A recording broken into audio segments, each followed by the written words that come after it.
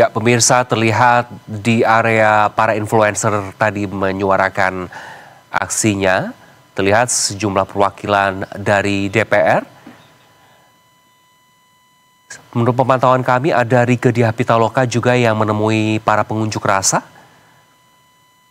Dan sejumlah anggota DPR lainnya yang menerima dan berdialog dengan para pengunjuk rasa.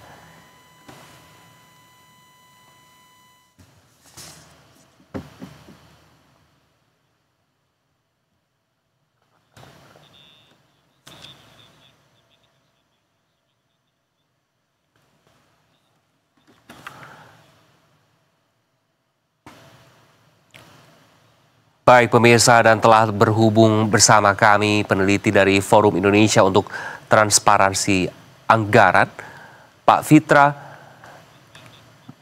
Fitra, Mas Bernard Alfitro. Mas Bernard, terima kasih sudah bergabung bersama kami. Terima kasih juga sudah diundang. Mas Bernard, hari ini kan sejumlah elemen mahasiswa di depan DPR dan bahkan ada beberapa wilayah termasuk Patung Kuda tadi menyuarakan aksinya kembali begitu. Tanggapan Anda seperti apa sejauh ini aksi-aksi unjuk rasa yang dilakukan lebih damai begitu, lebih terkendali, Pak Bernard? Oh baik, pertama sekali kami dari Fitra ingin mengucapkan apresiasi kepada seluruh masyarakat Indonesia yang sampai dengan hari ini terus menyuarakan terkait hak-haknya ya. Yang kedua juga kami mengucapkan bela sungkawa yang mendalam kepada seluruh korban yang meninggal pada saat unjuk rasa. Juga dukungan kami kepada teman-teman kami yang saat ini masih ditahan, yang ditangkap dan ditahan, kiranya mereka bisa segera dibebaskan ya. Nah, terkait demo, menurut kami dari Fitra, memang ini adalah suatu akumulasi dari berbagai keresahan, kemarahan masyarakat yang selama ini sudah menumpuk ya, sehingga akhirnya kemudian memang mencapai puncaknya pada demo baru-baru ini. Kira-kira kalau kita berbicara mengenai kemarin itu kan yang ramai soal anggaran DPR, ya memang dari Fitra kami sudah melakukan rilis terkait dengan anggaran dan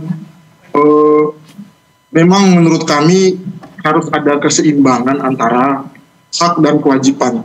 Jadi antara hak-hak keuangan yang mereka terima, yang anggota DPR terima dengan kewajiban atau kinerja yang mereka tunjukkan terkait misalnya 3 fungsi utama ya, fungsi legislasi, fungsi pengawasan, dan fungsi anggaran. Nah itu kira-kira pendapat kami. Baik, Pak Bernard, beberapa tuntutan yang digaungkan oleh para mahasiswa dan sejumlah aliansi, yaitu adalah bukukan kenaikan tunjangan, gaji dan fasilitas baru begitu bagi anggota DPR. Bagaimana tanggapan Anda terkait ini? Kalau menurut kami dari Fitra, yang terkait misalnya gaji dan tunjangan itu sebenarnya bisa dievaluasi kembali ya. Apalagi misalnya tunjangan-tunjangan, khususnya terkait tunjangan-tunjangan yang tidak benar-benar mendukung fungsi atau mendukung kinerja. Misalnya terkait misalnya fungsi legislasi, fungsi pengawasan, dan fungsi anggaran. Jadi sebenarnya itu bisa dievaluasi kembali dengan melihat kondisi-kondisi yang ada saat ini ya. Misalnya kondisi negara kita yang tengah mengalami kesulitan keuangan, misalnya sampai harus mengadakan efisiensi dan sebagainya, juga misalnya harus memperhatikan juga kondisi masyarakat kita, sehingga ya jangan sampai antara wakil rakyat dan rakyat itu terjadi kesenjangan yang luar biasa terkait misalnya pendapatannya. DPR gajinya ratusan juta, sementara rakyat kita masih hidup miskin dan berkesusahan. Kira-kira seperti itu, Mas. Baik, Mas Bernard, tak hanya itu kan transparansi anggaran juga turut digaungkan ya oleh beberapa elemen. Bagaimana menurut Anda terkait transparansi ini akan terus digalakan begitu? Ya, transparansi ini memang harus terus digalakan, harus kita kawal bersama ya. Karena memang aksi-aksi demo dan sampai kemarahan warga dan sebagainya itu kan menurut kami memang buah dari proses-proses di DPR terkait anggaran yang tidak transparan selama ini. Publik itu hanya diberitahukan misalnya gaji dan tunjangan itu berapa, kemudian misalnya untuk fungsi legislasi itu alokasinya berapa, tetapi tidak dijelaskan secara mendetail kira-kira dalam melakukan fungsi itu apa saja kerja-kerja yang dilakukan dan kira-kira anggaran yang terserap ke masing-masing kegiatan itu berapa saja. Nah inilah sebenarnya harus kita dorong ke depannya sehingga DPR itu benar-benar bisa lebih transparan, lebih terbuka kepada masyarakat. Saya yakin atau kami yakin bahwa jika dilakukan secara transparan maka kemarahan ataupun demo yang dilakukan yang seperti beberapa hari belakangan ini yang dilakukan itu bisa diminimalisir atau mungkin bisa dihilangkan seperti itu jika memang transparansi itu sudah benar-benar dilakukan oleh DPR RI kita. Mas Bernard, sejumlah mahasiswa juga kemarin sudah diterima begitu oleh perwakilan atau pimpinan DPR begitu ya. Dan saat ini seperti yang dilihat di layar kaca bahwa sejumlah influencer juga diterima oleh sejumlah wakil dari anggota DPR begitu. Terlihat Rieke Diah Pitaloka juga yang hadir untuk membuka dialog begitu bersama para pengunjuk rasa. Bagaimana Anda melihat respon dari wakil rakyat ini terhadap unjuk rasa setelah di beberapa waktu terakhir? Apakah ini ada hal positif menurut Anda? Sebenarnya sangat disayangkan ya ketika respon ini terjadi ketika sudah ada demo, sudah ada misalnya kerusuhan, kemarahan warga ya. Sebenarnya kan ini bisa dicegah dari awal.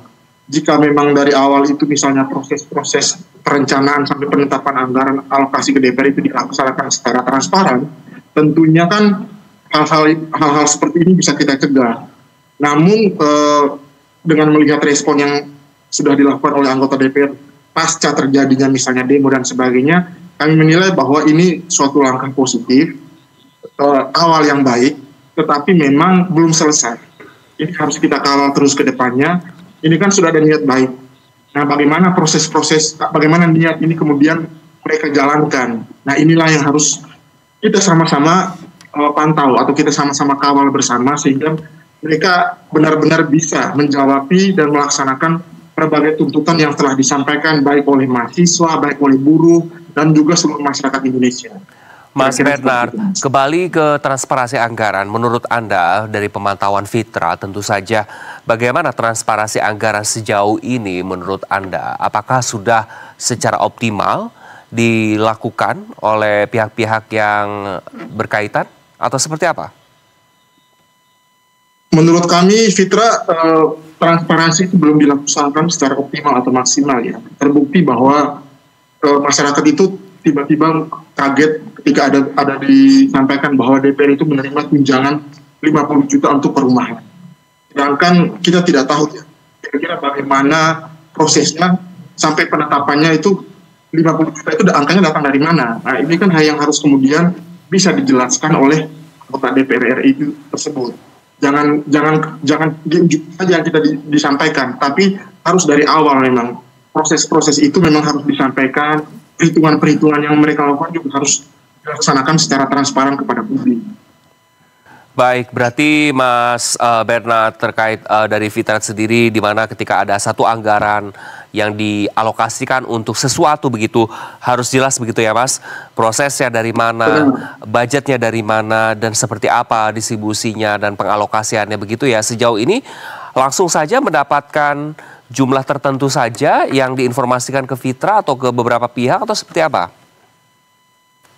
Sebenarnya kalau dalam rilis kami kemarin itu kan kami mengambil datanya dari DIPA ya, daftar isian pelaksanaan anggaran. Sebenarnya itu kan bisa diakses sebenarnya di Kementerian Keuangan. Hanya memang publik itu tidak mengetahui semuanya, masyarakat itu tidak mengetahui bahwa ada akses-akses yang bisa ditempuh untuk melihat anggaran itu seperti apa. Nah, ini kan juga yang harus disampaikan oleh misalnya DPR RI atau Kementerian Keuangan bahwa ada nih akses-akses yang bisa dimanfaatkan oleh masyarakat. Nah, kemudian juga terkait jumlah yang memang kita itu pada akhirnya hanya menerima jumlah yang telah ditetapkan pada akhirnya ya. Sedangkan proses-proses awalnya itu yang kami lihat memang sampai dengan saat ini belum tersampaikan atau belum bisa diakses oleh publik.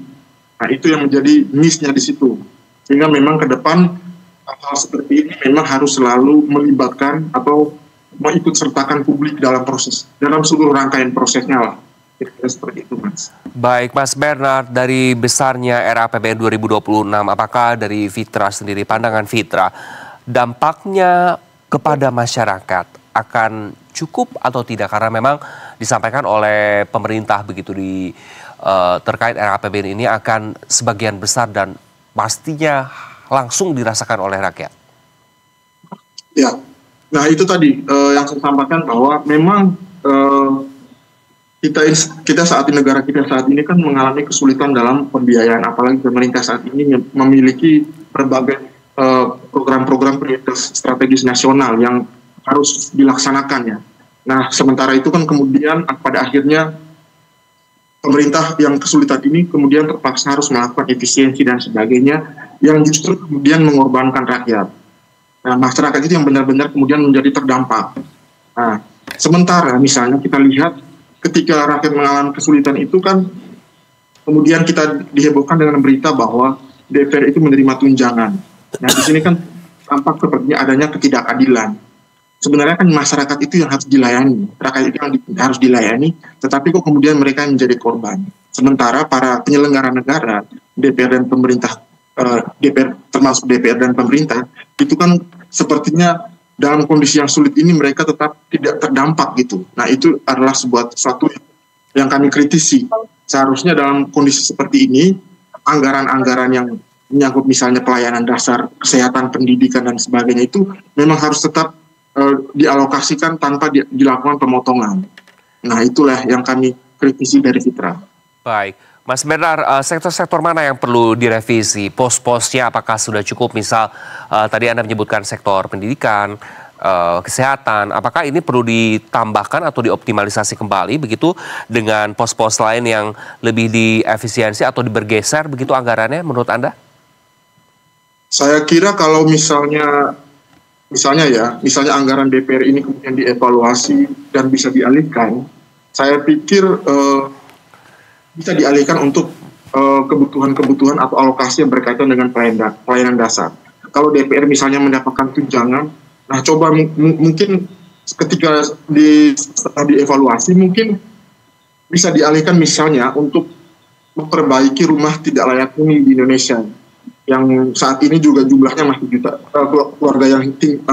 keluarga yang tinggal di rumah tidak layak huni itu masih jumlahnya masih jutaan. Itu kan sebenarnya bisa dialihkan, terutama memang kepada pelayanan dasar, pendidikan, kesehatan. Nah, itu Mas. Baik, Mas Bernard, lantas dari Fitra sendiri di beberapa hari terakhir terkait unjuk rasa yang disampaikan oleh sejumlah aliansi dan juga poin-poin yang diorasikan beberapa elemen masyarakat, apakah ini juga sudah sesuai dan sejalan dengan apa yang ingin disuarakan oleh Fitra? Ya, kami melihat bahwa apa yang disuarakan masyarakat itu menjadi mewakili suara kami ya, terutama terkait transparansi. Karena kami bergerak di bidang transparansi anggaran publik, maka memang kami harapkan ke depannya DPR itu benar-benar lebih transparan, memperbaiki terkait persoalan transparansi pengelolaan keuangannya, sehingga ke depan hal-hal seperti demo, kerusuhan di mana-mana itu bisa diminimalisir. Saya yakin kalau misalnya DPR dengan terbuka dan punya komitmen yang kuat untuk memperbaiki transparansinya, saya yakin ke depan warga juga pasti akan bisa menerima dan tidak melakukan hal-hal yang misalnya anarkis dan sebagainya. Itu Mas. Bagaimana Anda melihat kepercayaan publik terhadap pemerintah khususnya kepada anggota dewan begitu setelah semua ini berlangsung, Mas Bernard? Apakah ini bisa diperbaiki dengan beberapa respons yang sudah dilakukan oleh anggota dewan begitu? Saya pikir respon-respon yang disampaikan oleh anggota DPR saat ini sudah cukup baik ya. Ada respon misalnya mengundang mahasiswa, kemudian seperti kemarin itu sudah mengatakan bahwa tunjangan itu akan dihentikan. Itu sebenarnya respon yang awal yang baik.